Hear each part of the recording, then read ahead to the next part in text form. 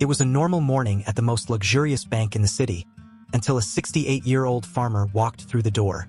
A straw hat full of holes, a faded shirt, dirty boots. Jason looked completely out of place in that flawless environment. When he asked to transfer 15 million, the entire branch went silent, and the cruel laugh of the manager echoed through the hall. "If you have the balance, I'll pay you double." But Leonardo didn't know who he was dealing with, and no one expected what would happen next. Jason pushed open the glass door of the bank branch with his hands, calloused from years of farm work. The icy air conditioning contrasted with the heat of the sun, still clinging to his simple clothes. Before we dive deeper into this unbelievable story, make sure you subscribe to the channel, hit the like button, and drop a comment below telling us what you would have done if you were in Jason's shoes. Your support not only helps the channel grow, but also brings more stories like this straight to you. Now let's get into it. Jason's entrance didn't go unnoticed.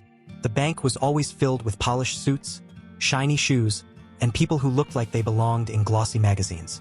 And here was this old man, whose boots carried the dust of the fields, whose shirt looked like it had been washed 100 times too many, stepping into a place where everything screamed luxury and exclusivity.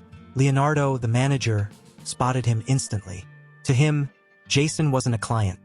He was a disruption, a smudge of dirt on the spotless glass of his perfect branch. Leonardo had always been arrogant, the kind of man who believed wealth could be smelled, seen, and worn. He judged people with his eyes long before he even heard their voices.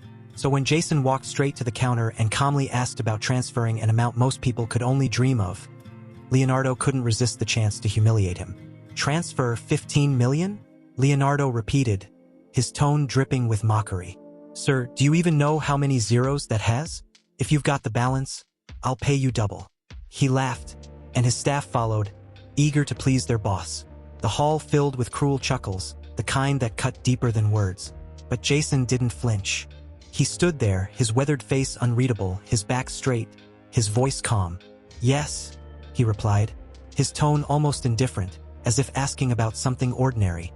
15 million. The silence that followed was heavy. For a moment, even Leonardo seemed caught off guard.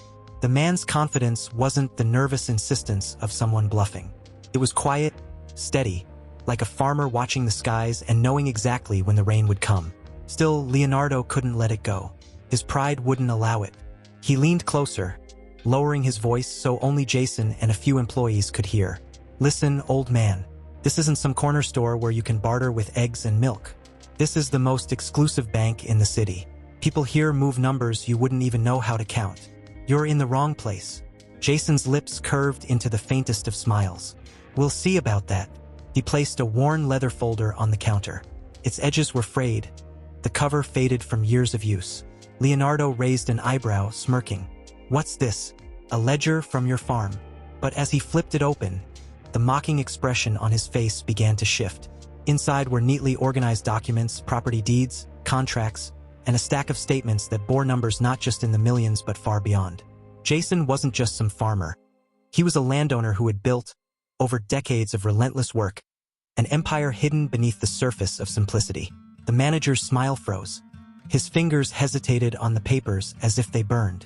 He looked up, suddenly unsure, and for the first time, Jason's calm gaze met his with an intensity that silenced even the whispers around them. What no one knew yet, what Leonardo was about to discover, was that Jason wasn't just another wealthy man hiding behind humble clothes. He was the CEO of the very bank Leonardo worked for, a man who believed in walking among people without the mask of wealth, testing the true character of those who claimed to serve. And Leonardo had just failed the test in the worst possible way. The air inside the bank shifted. What had started as mockery now felt like a scene unfolding too fast for anyone to fully process. Leonardo cleared his throat, trying to mask the unease creeping up his spine. His employees glanced at him, waiting for his lead. After all, he was the one who set the tone. If he faltered, the entire hierarchy inside that glass palace would crumble. He forced a laugh, though it sounded thinner this time, less confident. "Interesting paperwork," he said, flipping through the folder as if looking for a flaw. "But anyone can print numbers on a page. This doesn't prove you have 15 million to move. You'll need more than scraps of paper from a dusty farm to convince me." Jason didn't move. His silence was unnerving. The old man's stillness carried a weight, as if the ground beneath his boots was firmer than the marble floor itself. Employees shifted uncomfortably. The laughter from earlier had vanished, leaving only the low hum of the air conditioning and the faint clinking of a pen dropping somewhere behind the counters. Finally, Jason spoke, his voice measured, unhurried. Numbers on paper? Maybe, but these are audited statements, notarized deeds, and signed contracts. You see, when you spend decades turning soil, buying land, expanding acre by acre, people stop noticing you. They see a farmer, not the ground beneath his feet. But dirt builds empires, son. Empires you clearly don't understand. The words struck like a whip. Leonardo's face flushed red, partly with anger, partly with embarrassment. Nobody had ever spoken to him like that inside his own branch. He prided himself on being untouchable, a man who demanded respect through intimidation. And yet, here stood a stranger, no worse, a farmer, who wasn't the least bit shaken. Determined to reassert control, Leonardo snapped the folder shut and shoved it back across the counter. Even if this were real, you can't just walk in off the street and expect us to move that kind of money. There are procedures, background checks, identification. You don't exactly look like a man with clearance for transactions of this magnitude. Jason picked up the folder without a word. He reached into his pocket and placed something else on the counter. A sleek black card, matte finished, embossed with a gold insignia. The kind of card that wasn't given but earned, a card reserved for the highest tier of clients. Its presence alone was enough to silence the room further. A murmur rippled among the staff. One young teller leaned toward another, whispering, That's the executive card. Only board-level members have that." Leonardo's eyes widened for a fraction of a second, but he quickly narrowed them again, refusing to accept what his instincts screamed. "Where did you get this?" he asked, his tone sharp, defensive. "People like you don't." He stopped himself mid-sentence, but the damage was already done. The prejudice, the arrogance, had slipped through, raw and undeniable. Jason's gaze hardened. "People like me?" he repeated, his voice calm but heavy with meaning. "What exactly do you mean by that?" Leonardo stammered, searching for a cover. I mean, not clients who walk in without appointments. That's all I meant." But the excuse sounded hollow even to him. The old farmer's expression softened into something between pity and resolve. "You see, Leonardo, this is why most of your clients smile to your face but never trust you with their truth. You measure people by the shine of their shoes, not the weight of their character." The entire branch seemed frozen in time. Even the customers waiting for service had stopped pretending to be busy on their phones. All eyes were locked on the strange standoff unfolding before them. Leonardo clenched his jaw, refusing to surrender. He had built his career on dominance, and to yield now, especially in front of his employees, felt like death. "Listen here, old man," he spat. "I don't know who you think you are, but in this bank, I decide who gets served and who doesn't. You want 15 million moved? Prove to me you're not wasting my time. Otherwise, I'll have security escort you out." The words hung in the air like a challenge, reckless and dangerous. Jason slowly leaned forward, his weathered hands resting on the counter. His voice dropped, steady and unshakable. "Son, I've already proven more than you'll ever understand. The real question is whether you're ready for the truth. Because when you learn who I am, it won't be me leaving this bank in disgrace." Gasps spread across the hall. Something was about to break, and everyone could feel it. The silence in the bank was suffocating. Even the ticking clock on the far wall seemed louder, counting down the seconds until the truth slipped out. Leonardo's chest rose and fell quickly. He could feel the sweat gathering under his crisp suit despite the icy air conditioning. He tried to convince himself that this farmer was bluffing, that the black card was stolen, borrowed, or worse, faked. Yet deep down, something gnawed at him. That quiet confidence Jason carried wasn't the kind of bravado that came from lies. It was the calm of someone who had nothing to prove and everything to reveal. Jason tucked the black card back into his pocket, as if he had no urgency, no need to flaunt it. He glanced around the branch, his eyes meeting those of the staff one by one. "You've all been taught to look at men like me and see nothing but dirt under the fingernails," he said softly. "But dirt is where the harvest comes from. Dirt feeds cities, builds homes, pays your salaries." His words weren't loud, yet they filled every corner of the polished hall. A young teller named Marissa shifted uncomfortably behind her counter. She couldn't stop staring at Jason. Something about him triggered a memory, an internal newsletter she had read weeks earlier. It mentioned the board of directors, and one name stood out, Jason Cole, a man who had built his fortune from agriculture and had recently taken a controlling interest in the very bank they all worked for. She remembered the photo attached. An older man in a simple suit, no fancy accessories, no arrogance. His hair was the same shade of silver. His eyes carried the same steady fire. Her heart skipped a beat. Could this be him? She leaned toward her colleague, whispering just loud enough for the words to spread like wildfire. "I think that's Jason Cole, the new majority shareholder." The reaction was instant. Heads turned, eyes widened, and subtle murmurs echoed through the marble hall. Customers craned their necks, staff exchanged nervous glances. The name traveled from one person to the next until the entire room seemed to buzz with the possibility. Leonardo's jaw tightened. "Ridiculous," he snapped, raising his voice to drown out the whispers. "Do you really think the owner of this bank would stroll in here dressed like that? Stop filling the room with nonsense." But his protest betrayed him. It was too defensive, too desperate. The more he denied, the more his authority cracked.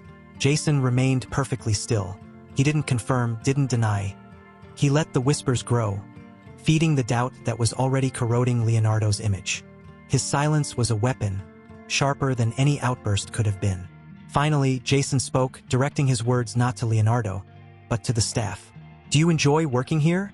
he asked. His tone was genuine, almost gentle. "Do you feel respected?" No one answered at first. It wasn't the kind of question an ordinary customer asked. It was the kind of question a leader asked, the kind of question that unsettled those who weren't treating their employees well. Marissa swallowed hard. Her lips parted, but she hesitated. Speaking against Leonardo could cost her job. Yet, something about Jason's presence made her feel safe. She finally said, "We try our best, but not everyone here treats people with dignity." Her words cut through the air like glass shattering. Leonardo spun toward her, his face darkening. "Marissa," he barked. "That's enough. You're out of line." Jason raised a hand, calm but firm. "No, she isn't. She's telling the truth. And truth is never out of line." A ripple of approval moved through the staff, though most kept their expressions carefully neutral. Still, the damage was done. The fragile illusion of Leonardo's control was slipping away with each passing second. Leonardo slammed his hand on the counter. "Security," he barked. "Escort this man out immediately." 2 guards approached, hesitant but obedient. They looked at Jason, waiting for him to resist, to make their job easier. But instead, Jason simply reached into his folder again, pulling out a single sealed envelope. He handed it to the nearest guard with a calm smile. "Give this to your regional director," he said. The guard frowned, confused, but accepted it. "What's in here?" Jason leaned closer. "Instructions, and a reminder of who signs your paycheck." The guard blinked, visibly unsettled, but didn't move. The second guard exchanged a nervous glance with him. The crowd's whispers grew louder, now filled with certainty. Leonardo's face drained of color. For the first time in years, he realized he wasn't in control. And worse, he was starting to suspect the whispers were right. The envelope lingered in the guard's hand like a loaded weapon. The man stared at it as if it carried more weight than paper should, his eyes flicking from Jason to Leonardo. The second guard shifted on his feet, clearly uncomfortable. They weren't trained for this. Kicking out rowdy customers was routine. But what if this wasn't a customer at all? What if the whispers were true? Leonardo, desperate to regain control, snapped, "Don't just stand there. Do your job." His voice cracked with panic. Jason tilted his head slightly, his calm demeanor unshaken. "If you're so sure I don't belong here, Leonardo, why not open the envelope yourself?" The manager hesitated. The suggestion was reasonable, but the tone carried danger. Still, to back down now would make him look weak in front of everyone. With a huff, he snatched the envelope from the guard's hand and tore it open. Inside was a single sheet of thick, cream-colored paper embossed with the bank's insignia. Across the top, in bold lettering, were the words, "Board of Directors Memorandum." Leonardo's eyes darted over the text, his pupils shrinking as he read. The memorandum announced the appointment of Jason Cole as majority shareholder and acting CEO of Hamilton Bank International, effective immediately, signed by the board itself. The paper slipped from Leonardo's trembling fingers, fluttering onto the counter. Gasps erupted across the hall. The staff who had once smirked at Jason now stood frozen in shock. Customers who had looked at him with disdain now whispered his name with awe. The truth was undeniable. Jason didn't gloat. He didn't raise his voice or demand an apology. He simply stood there, shoulders square, eyes steady, the embodiment of quiet authority. His silence said everything. I gave you the chance to treat me with respect before you knew who I was. You failed. Leonardo stumbled backward, his polished shoes squeaking against the marble floor.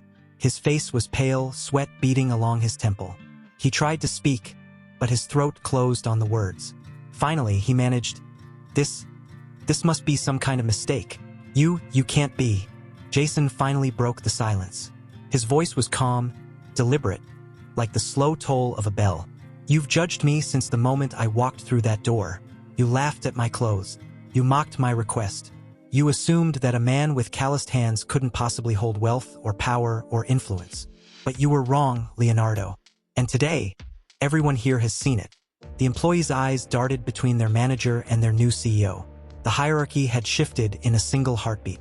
Jason continued, his voice carrying further now. I came here dressed this way for a reason. Not because I had to, but because I chose to. I wanted to see if the people I trust with this institution, the people who represent my bank, value character over appearances. Some of you did.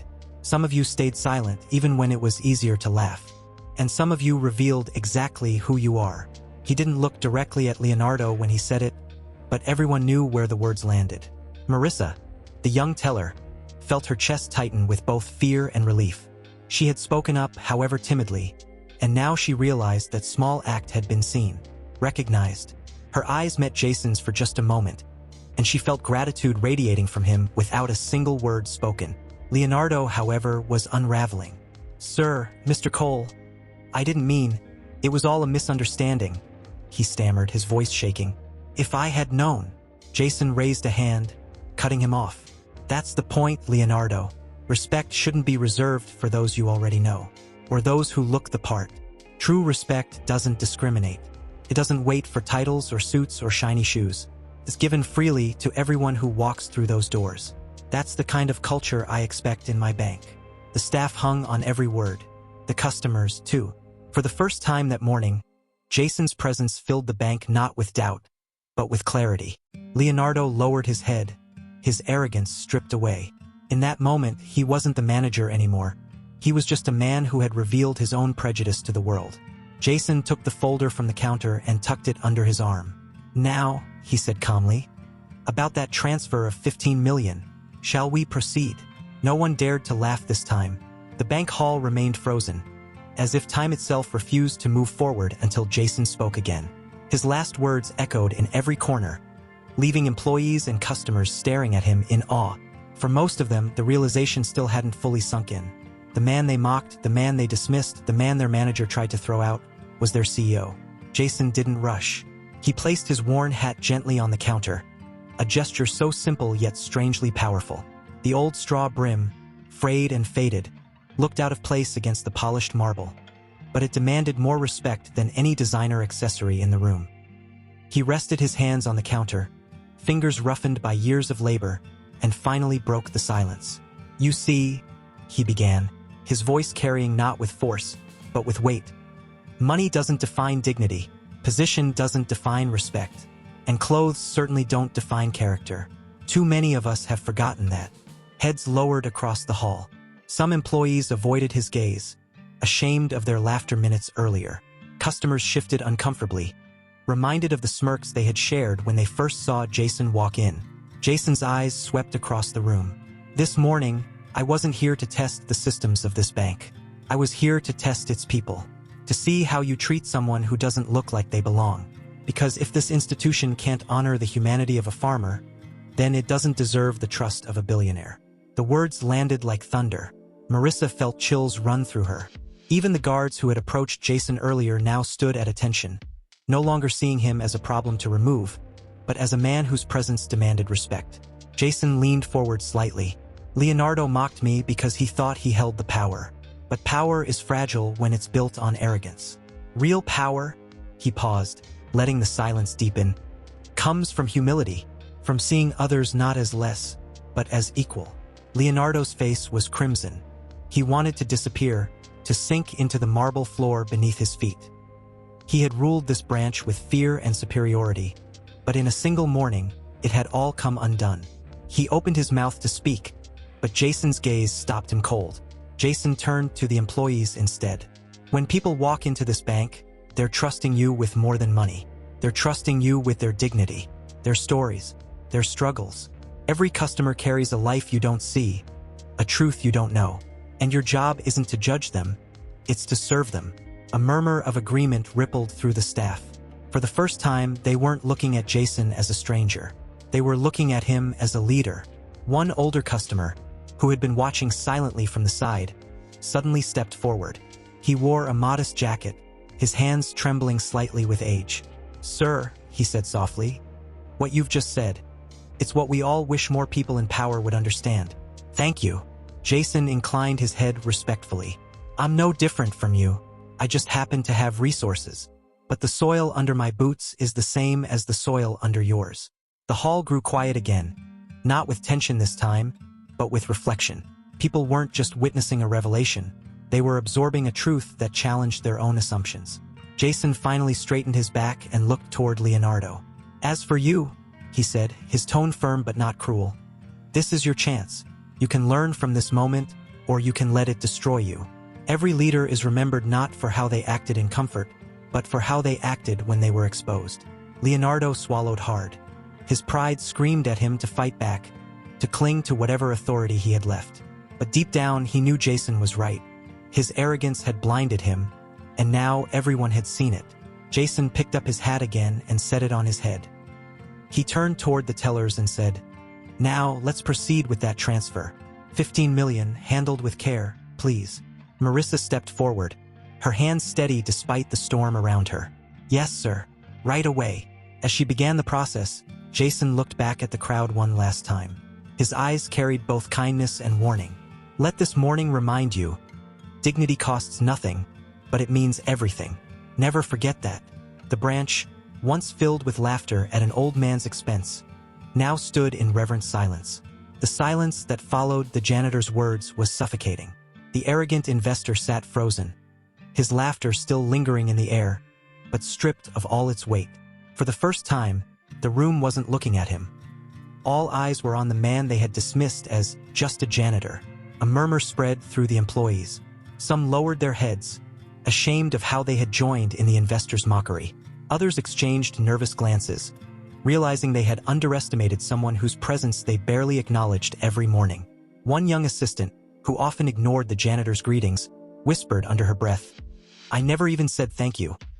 The weight of her own words hit her harder than she expected. Even the clients in the room shifted uneasily. They remembered moments when they had brushed past him, treating him as invisible. Now, the revelation rewrote every one of those interactions. The man sweeping the floors was the man who owned the building, the contracts, the future of the company. The investor finally broke the silence, his voice trembling. This must be a joke." But the document on the table wasn't a joke. It was signed, sealed, and legal. The truth was undeniable. One of the clients leaned back in his chair, eyes fixed on the janitor-turned-owner. For the first time, his smile wasn't one of arrogance but of respect. "You've been watching us all along," he said quietly, "and now, I understand why." The janitor didn't respond. He didn't need to. The revelation itself was a mirror, forcing each person in that room to confront not just their prejudice, but the weight of their choices. The atmosphere had shifted. Respect replaced ridicule. Silence replaced laughter. And in that silence, the arrogant investor realized something far worse than losing control of the company. He had lost the mask of superiority he wore so proudly. The investor's face turned a shade of crimson that no suit could hide. His carefully constructed aura of superiority shattered in an instant, leaving him exposed and trembling before the people he had spent years trying to impress. The documents on the table were like a mirror reflecting every misjudgment, every arrogant smirk, every dismissive glance he had cast at the janitor. His voice, once commanding and untouchable, now faltered. This can't be real. You're lying." But the room knew the truth. The employees, once silent accomplices to his arrogance, now saw him for what he really was. A man clinging desperately to power that no longer existed. Whispers began to ripple through the office like wildfire. She really owns it? One young assistant muttered. Wait, that's him? Another asked, her eyes wide with disbelief. Even the clients who had witnessed the exchange were leaning forward, trying to process the shock. The man who had belittled the janitor now sat humiliated, shrinking under the weight of his own misjudgment. The janitor, Jason, as everyone now understood, didn't move to gloat. He simply stood tall, calm, and unyielding. Every gesture, every measured word radiated authority, not arrogance. He had allowed the truth to speak for itself, and in that silence, the investor's facade collapsed completely. One of the employees, a mid-level analyst who had often taken orders from the investor with forced smiles, dared to speak. Sir, maybe we should reconsider how we treat people in this office. The investor's hands tightened into fists on the glass table.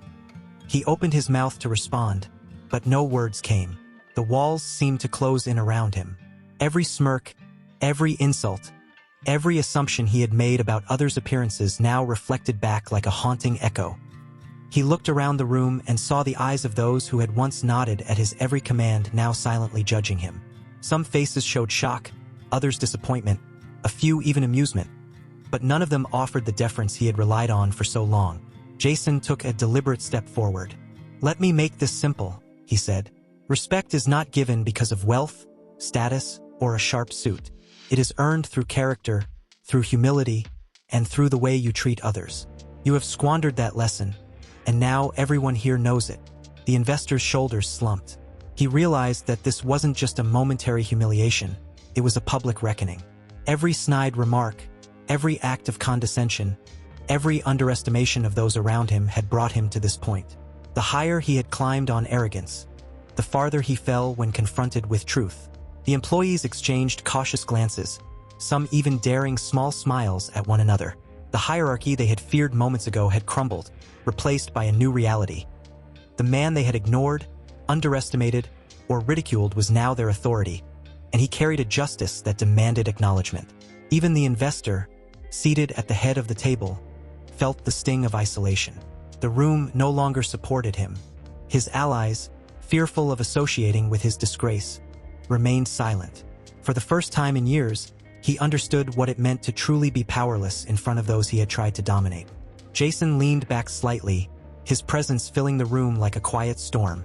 Consider this a lesson, not just for today, but for every day that follows, he said. Humility is invisible until arrogance blinds you.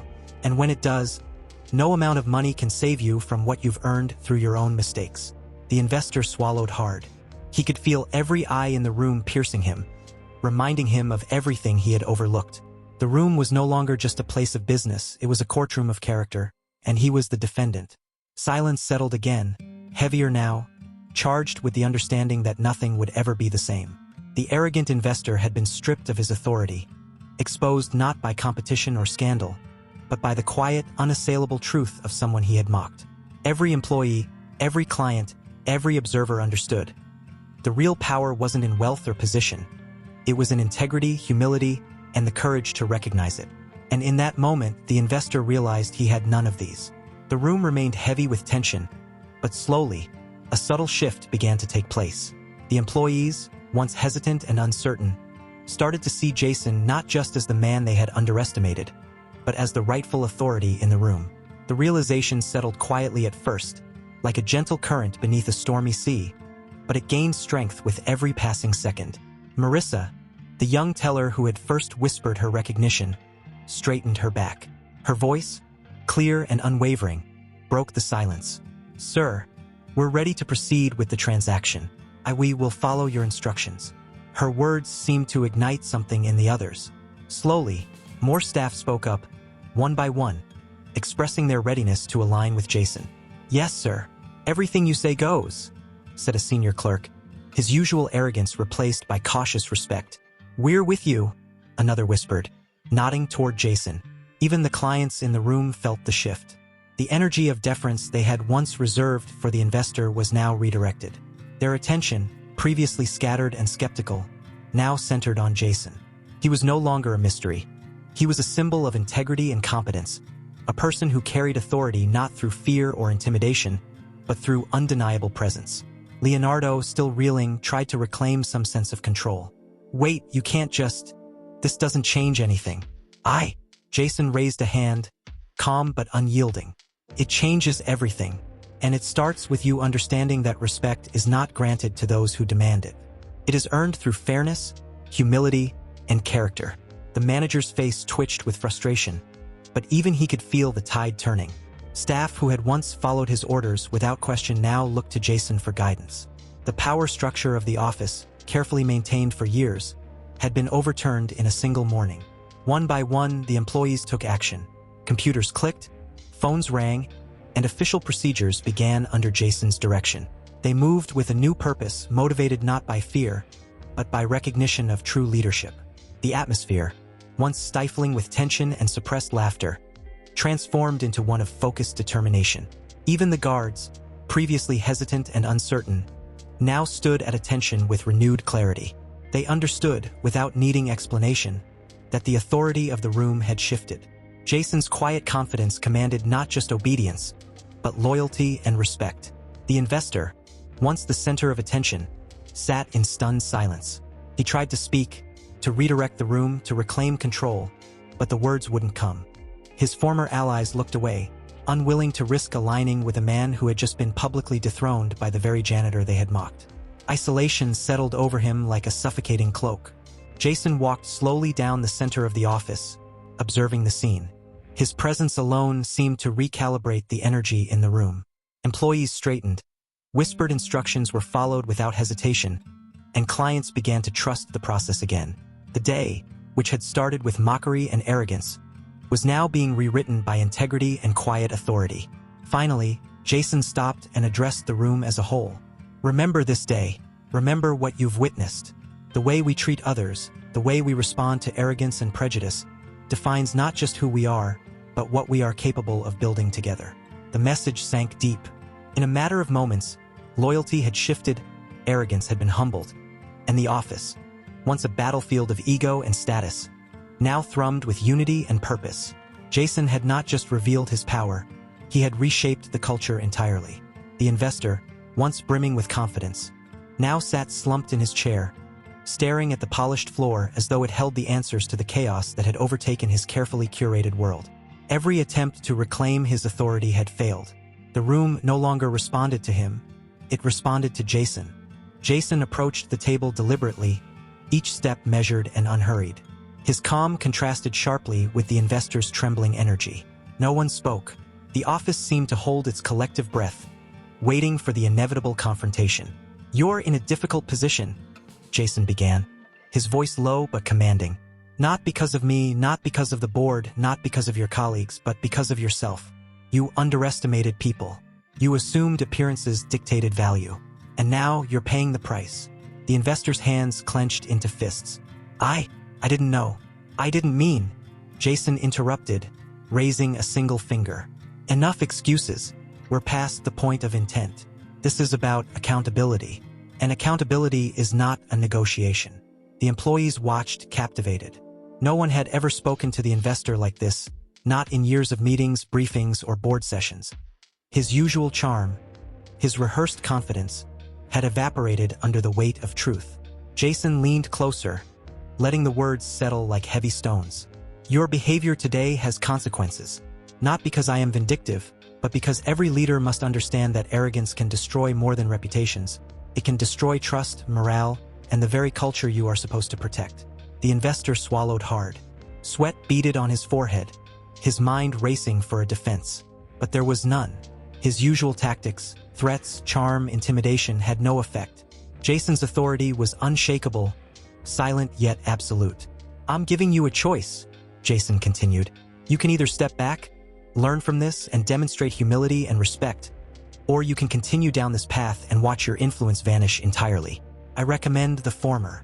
The investor's jaw tightened, his pride screaming silently. He had never been commanded like this, never been made to feel powerless in front of peers and subordinates alike. Yet deep down, he knew Jason was right. The room's allegiance had shifted. Even if he tried to assert himself, no one would follow. Jason stood tall, taking a deliberate step back. His eyes swept across the office, resting briefly on each employee, each client. "Leadership is not about titles, wealth, or appearances," he said. It's about responsibility, integrity, and how you treat those around you. Today, you have all witnessed what happens when arrogance meets reality. Let it guide your actions moving forward. The investor slumped further, his earlier bravado replaced by reluctant acknowledgement. For the first time in years, he felt the sting of true humility, a lesson he had ignored for far too long. Jason turned, signaling subtly to the staff. Computers clicked, files were opened, and operations continued seamlessly. The message was clear. Authority had changed hands, and the office had adapted almost instantly. Employees now looked to Jason for direction, leaving the humiliated investor isolated, powerless, and fully aware of the consequences of his arrogance. Consider this a reset, Jason concluded, his voice calm but firm. Learn from it, grow from it, or be left behind. The choice is yours. The investor remained silent, defeated, while the employees absorbed the weight of the lesson. In moments, the power dynamics of the office had shifted completely. Jason had not only revealed the truth, he had established control with precision, dignity, and authority that no one could challenge. The office, which had been tense and chaotic just moments ago, now hummed with quiet energy. Employees moved with purpose, their focus no longer dictated by fear, but by respect. Jason walked through the room, observing each action, noting the subtle adjustments in posture, attention, and morale. The atmosphere had shifted completely. He stopped at Marissa's desk, nodding slightly. "Well done today," he said. "You saw beyond appearances. Remember that. Recognition is earned, not assumed." Marissa's face lit up, a mixture of relief and pride washing over her. The small gesture reinforced the culture Jason intended to cultivate, a culture where diligence and integrity mattered more than conformity or hierarchy. Jason turned to the rest of the staff, his tone firm yet encouraging. "From this day forward, this office operates under one principle. Respect is non-negotiable. Every interaction with colleagues or clients will reflect that. Anyone failing to uphold this will be addressed immediately, no exceptions." "Understood."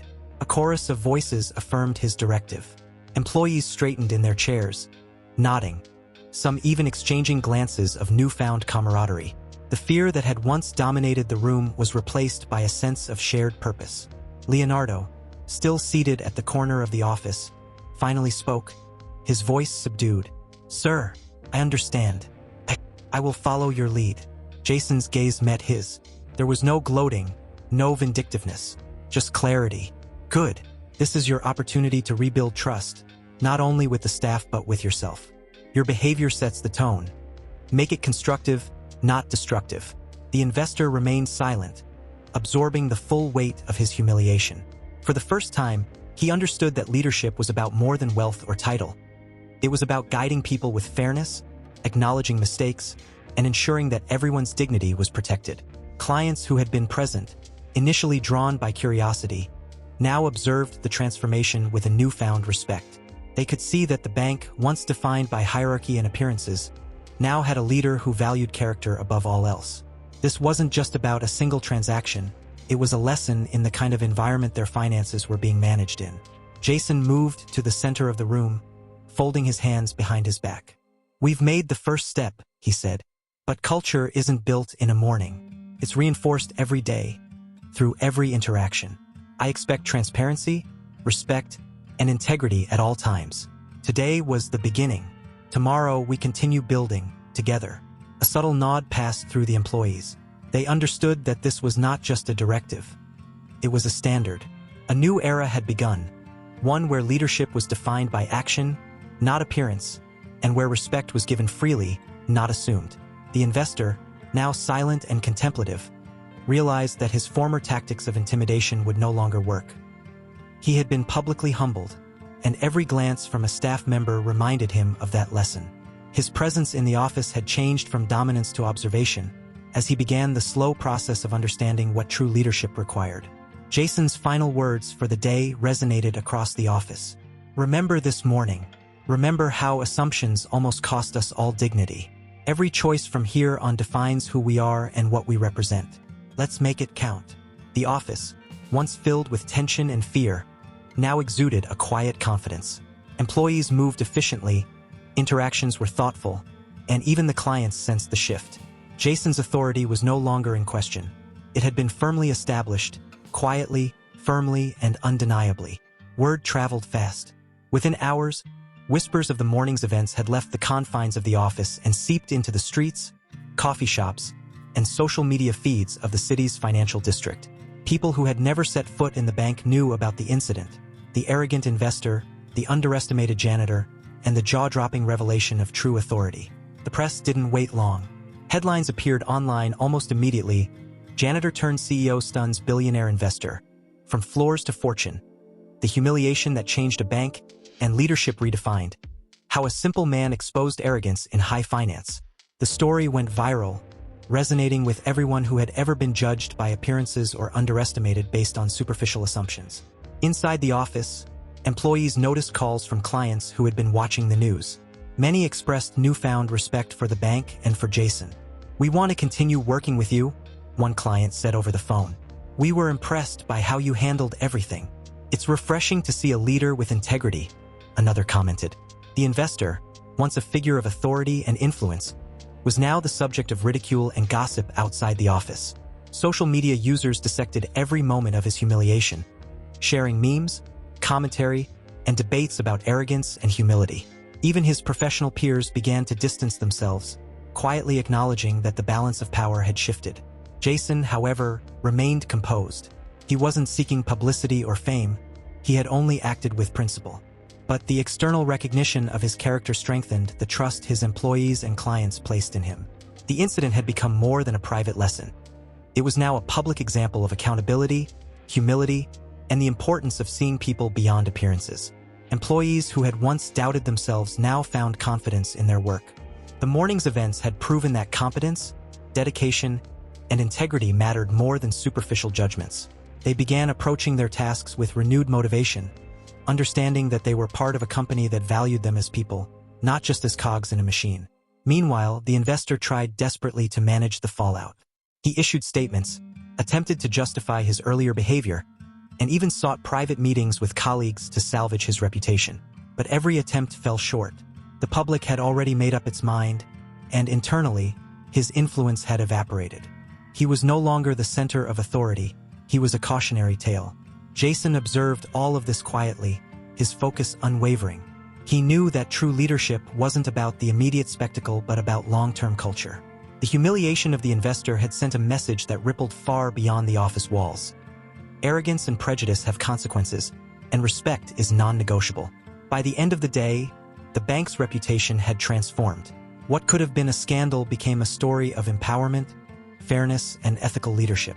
Clients, employees, and even competitors recognized that this institution now operated under a new standard, led by someone whose integrity could not be questioned. And as the city buzzed with discussion about the morning's events, Jason returned to his office, calm and reflective. The lessons had been learned, the hierarchy restored to its rightful order, and the culture shifted forever. For those who observed, whether inside or outside the bank, one thing was clear: power is meaningless without respect, and true authority comes from character, not title. The next morning, the atmosphere in the bank was markedly different. The tension that had hung like a dark cloud over the office had dissipated, replaced by a quiet determination. Employees moved with a sense of purpose that hadn't existed before, motivated not by fear, but by the clear example Jason had set. Jason called a meeting with all staff in the main hall. Chairs were arranged in a circle, a subtle but deliberate departure from the rigid hierarchies of the past. He stood at the center, exuding calm authority. "Today," he began, "we start building a bank culture that isn't just about numbers or transactions. It's about respect, accountability, integrity. These aren't optional traits. They are the foundation of everything we do here." Heads nodded around the room. Employees who had previously been hesitant or skeptical now leaned forward, eager to understand the vision that had transformed their workplace overnight. "We will implement policies that ensure everyone is treated fairly, regardless of title, appearance, or background," Jason continued. "Customer interactions, internal communication, decision-making processes, every aspect will reflect our commitment to respect and dignity." He paused, letting the weight of his words settle. "And this isn't just for show. This is for every person who walks through these doors, every client who trusts us with their finances, and every employee who works tirelessly to make this institution successful." Employees exchanged glances, silently acknowledging the shift. The bank wasn't just following a new leader, it was embracing a new philosophy. Marissa, seated near the front, felt a swell of pride and motivation. For the first time, she realized her contributions mattered beyond numbers. They mattered to the culture and heart of the organization. Jason then addressed the elephant in the room, the investor. He didn't mock him, nor did he humiliate him further. Instead, he framed the lesson as constructive accountability. As for those who fail to meet these standards, they will have opportunities to improve. But make no mistake, arrogance and prejudice have no place here. We will guide, support, and correct, but we will not tolerate disrespect. The investor shifted uncomfortably. He had been publicly humbled, and now he faced the reality that the bank's culture would continue evolving beyond his control. His attempts to reassert dominance would not succeed, not against the principles Jason was embedding into the company's DNA.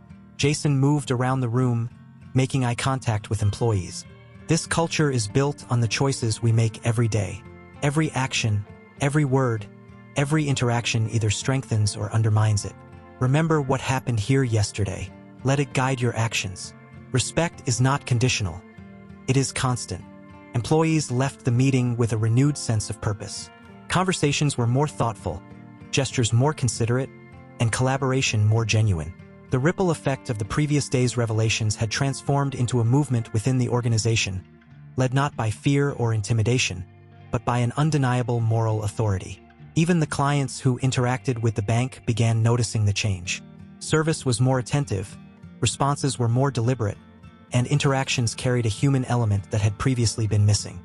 The bank's reputation, already bolstered by the viral news, was now reinforced by real, observable transformation. Jason returned to his office at the end of the day. The hum of productivity and the sound of engaged conversations filtered through the hallways. He smiled faintly, knowing the real work had just begun. A culture of respect, once neglected, was now alive and thriving, an enduring legacy born from a single act of integrity and courage. By the following week, the transformation Jason had initiated was no longer contained within the office walls. It had begun to extend outward, reaching clients and the wider community. Word of the bank's newfound culture of respect and integrity spread quickly, earning the attention of longtime clients and attracting new ones who valued ethical leadership over flashy promises. Jason made a point to personally engage with key clients, not as a display of power, but as a demonstration of genuine commitment. He listened to their concerns, acknowledged past mistakes, and outlined the steps the bank was taking to ensure every interaction reflected honesty, diligence, and respect. His presence alone conveyed a message. This institution was now guided by character, not just balance sheets. Clients noticed the change immediately. The previously rushed and impersonal service was replaced with attentiveness and care. Employees now approached clients with confidence and professionalism, supported by a clear framework of accountability. The contrast with the bank's past operations was stark, and the results were visible. "I've been banking here for over a decade," one long-standing client commented to a colleague. "I've never felt this level of respect and attention. It's like a completely new experience." The investor, now relegated to a minor role, observed these interactions silently. Each positive client exchange reminded him of the day he had been publicly humiliated, and he recognized that Jason's leadership had created something far more powerful than wealth alone could achieve: trust. Jason didn't stop at internal and client-facing improvements. He initiated community outreach programs, partnering with local organizations to provide financial literacy workshops, small business support, and charity events. The bank, once seen as a cold, profit-driven entity, began to earn a reputation as a pillar of the community, a place where people were valued, not just counted as numbers.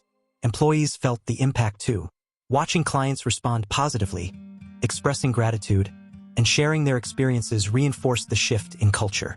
Work was no longer just a series of tasks. It became a meaningful engagement with people whose trust mattered. Loyalty grew, not from fear of reprimand, but from pride in being part of an organization that genuinely cared. Jason addressed the staff during one afternoon meeting, his tone calm but resolute. "Every action we take matters. Every interaction shapes our reputation. Remember, respect isn't temporary, it's cumulative. The trust of our clients and community is earned one choice at a time." The investor, sitting quietly in the back, could no longer deny the reality. Leadership built on arrogance fails, while leadership grounded in integrity grows stronger over time. Jason's quiet authority, reinforced by consistent action, had created a sustainable foundation. By the end of the week, the bank's reputation had transformed entirely. Media outlets highlighted the story as an example of ethical leadership in the financial sector. Clients expressed unprecedented satisfaction, and the employees' engagement scores skyrocketed. Jason's influence extended beyond office walls, creating a ripple effect that solidified trust in the community and reinforced the long-term viability of the bank under his guidance. And through it all, Jason remained humble, focusing not on accolades or attention, but on ensuring the values he had instilled continued to guide every decision. The morning that began with mockery had grown into a movement, one where respect, dignity, and integrity were no longer optional but the standard. Days turned into weeks, and Jason's authority within the bank was no longer questioned by anyone.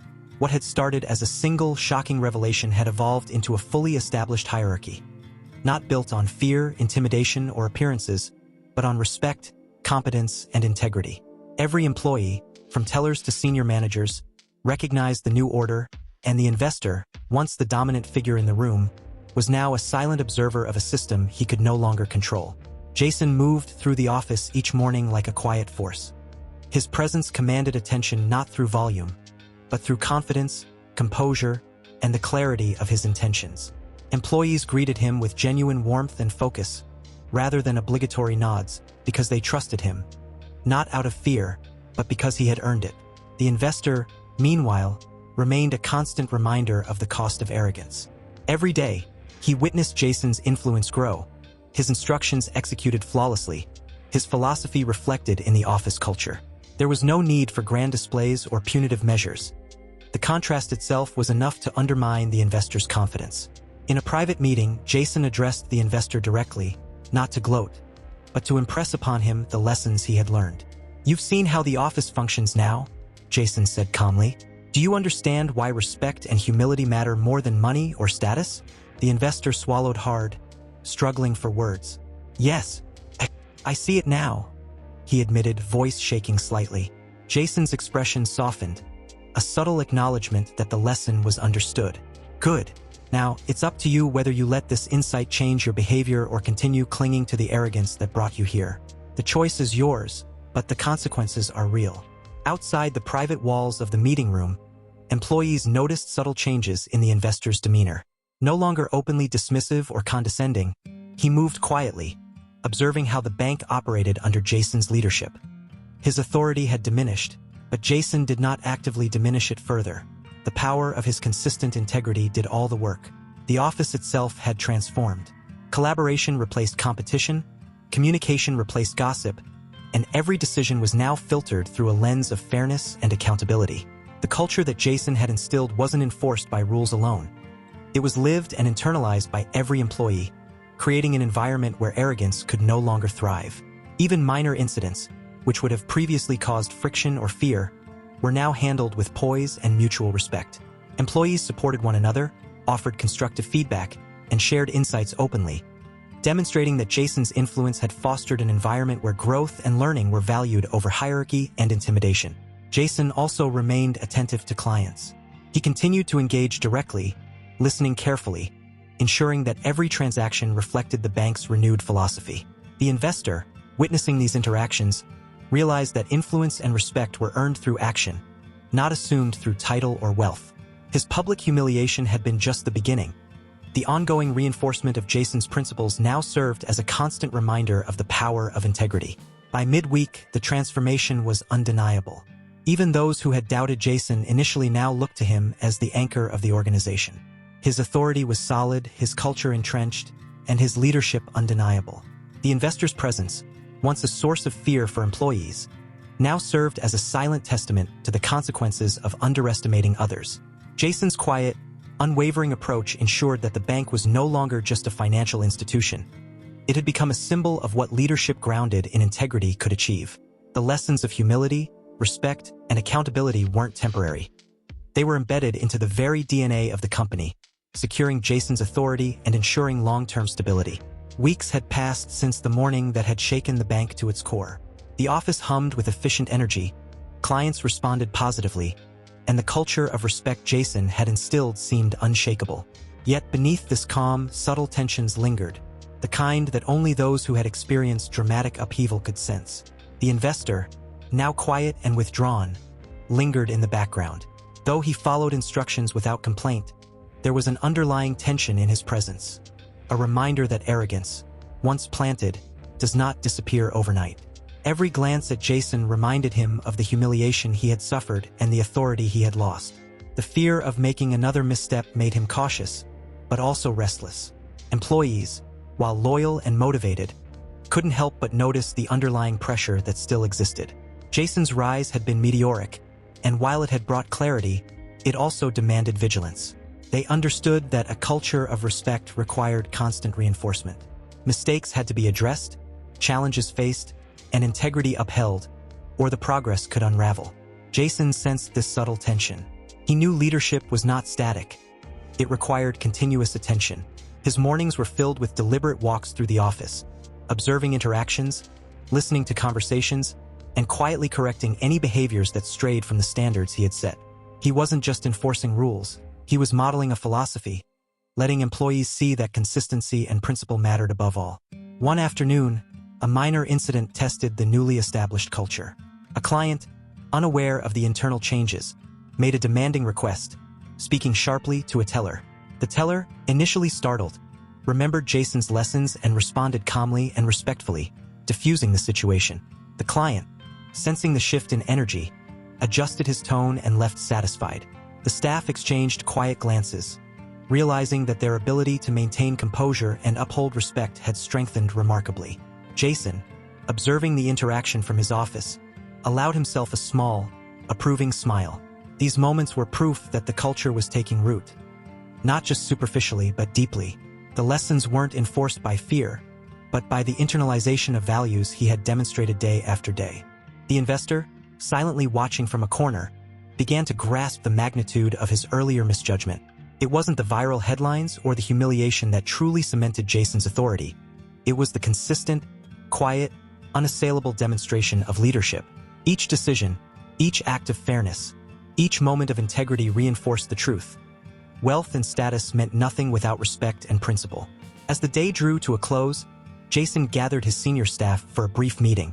"Remember," he said, "yesterday's events, last week's challenges, they aren't isolated. Leadership is tested in every interaction, every choice. Our responsibility is to maintain the standards we've set, ensuring that this culture becomes permanent, not just a response to a single event." There was a weight to his words, a calm intensity that resonated with everyone in the room. The lessons of arrogance and humility, of respect and accountability, were no longer abstract concepts.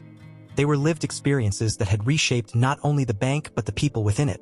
Outside, the city continued its usual rhythm, unaware of the subtle revolution happening within the walls of the bank. Yet for those who had witnessed the transformation, from employees to clients, to the once arrogant investor, the world felt subtly different. The events of that morning had set a precedent, a reminder that integrity and humility are forces more powerful than wealth or status. And as the sun dipped below the horizon, casting long shadows across the polished floors of the bank, Jason remained at his desk, quietly reflecting.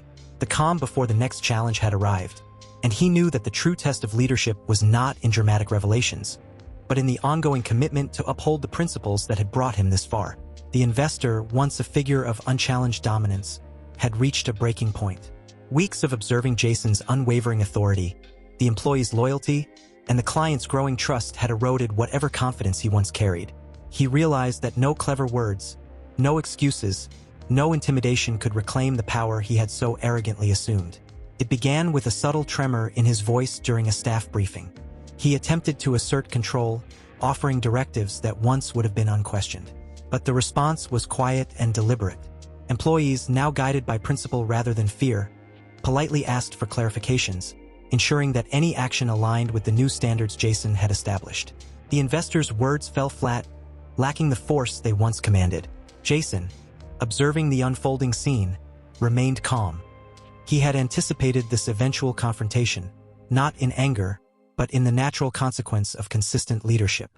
He allowed the investor to stumble through his attempts, understanding that true authority is revealed not through confrontation, but through unwavering composure. "It's clear," Jason finally said, his tone measured. that influence built on fear and assumptions cannot endure. Leadership requires integrity, respect, and accountability. You've had time to adjust, yet your behavior continues to contradict these principles. The investor's face flushed with frustration. He opened his mouth to retort, but the room's energy shifted. Employees now subtly but unmistakably sided with Jason, their composure and professionalism reinforcing the message. Even clients present in the office began to notice, whispering to one another about the stark contrast between arrogance and true leadership. A senior clerk, emboldened by Jason's words and the ongoing culture shift, stepped forward. "Sir, I'm going to follow the guidelines that Jason has outlined. We all are. We can't continue ignoring what's clearly working and leading to respect and trust." The investor felt the room closing in, the isolation pressing against him. He realized that every person in the office, every client, had recognized where real authority lay. His position, once untouchable, was now irrelevant. For the first time, he understood what it meant to be powerless in the presence of quiet, consistent leadership. Jason allowed a moment of silence, letting the weight of the situation sink in. Then he spoke again, calmly and deliberately. "This is not a public humiliation. It's a demonstration of what leadership should look like. We can all grow from this, or we can ignore it and remain trapped by arrogance and ego. The choice is yours." The investor's shoulders slumped. No words could undo what had occurred. No strategy could rewrite the perception that had been so decisively reshaped. The employees continued their work with renewed focus. The clients engaged confidently, and the energy of the office reflected unity and purpose rather than fear or hierarchy. Jason's eyes scanned the room, noting the subtle nods of approval, the steady hands of tellers, and the quiet confidence of senior staff. Authority, he knew, was not a temporary position. It was a result of earned respect and consistent demonstration of principle. The investor, once so dominant, now understood that leadership could not be claimed. It had to be proven day after day, action after action. And in that moment, the bank itself seemed to transform into a living testament to integrity, respect, and accountability. The lessons of arrogance and humility, of appearances versus substance, had fully manifested. The office no longer needed confrontation to assert authority. The culture Jason had built carried the message without words. The office was silent, but the tension hung thick in the air. Jason's calm demeanor contrasted sharply with the investor's visible frustration. Yet, just as the room seemed settled, an unexpected challenge arose. A high-profile client, previously skeptical, requested an immediate, complex audit, demanding speed, precision, and discretion. The investor, sensing an opportunity to reclaim relevance, attempted to insert himself into the process. Jason, however, stepped forward with quiet authority. "We handle this as a team. Everyone knows their role, and we will act with integrity and efficiency. This isn't about ego or appearances. It's about doing what's right." The investor faltered, realizing that influence without competence and respect was meaningless. Every employee, confident in their skills and guided by Jason's leadership, executed their tasks flawlessly. Even the skeptical client, watching the process, was impressed by the seamless coordination, transparency, and professionalism. By the end of the day, the audit was completed perfectly. The client's doubts were silenced, replaced by admiration and trust. Employees exchanged quiet smiles, their loyalty to Jason reaffirmed. And the investor, fully humbled, recognized that authority derived from fear or wealth was fleeting. True leadership depended on action, principle, and respect. Jason addressed the office one final time, his voice calm but resonant. "Remember this moment. Leadership isn't about winning arguments or asserting dominance. It's about consistency, respect, and integrity. If you uphold these values, you create a culture that no one can undermine." The investor, now silent and contemplative, nodded. He had been defeated not by confrontation or drama, but by the quiet, unwavering application of principle. The lesson was clear: arrogance crumbles, integrity endures. Clients left the office with a newfound appreciation for the bank. Employees felt empowered and respected, and the company's reputation soared. Jason had not only corrected a moment of public humiliation, but transformed it into a lasting legacy of leadership and accountability. Jason's final words echoed as a reminder. The true measure of success isn't wealth, influence, or appearances. It's how you treat others, the respect you cultivate, and the legacy of integrity you leave behind. Remember, he concluded, leadership is not given, it's earned, one principled choice at a time. And when you do it right, even the most arrogant can be humbled, and the most overlooked can shine.